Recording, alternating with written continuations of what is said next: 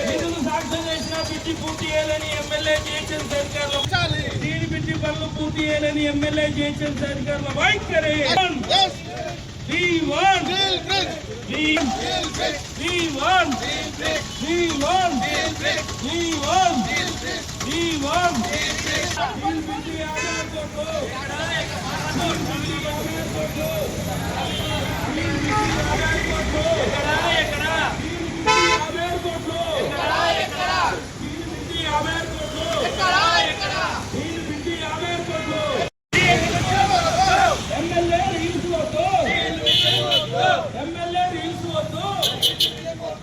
MLA reels వద్దు.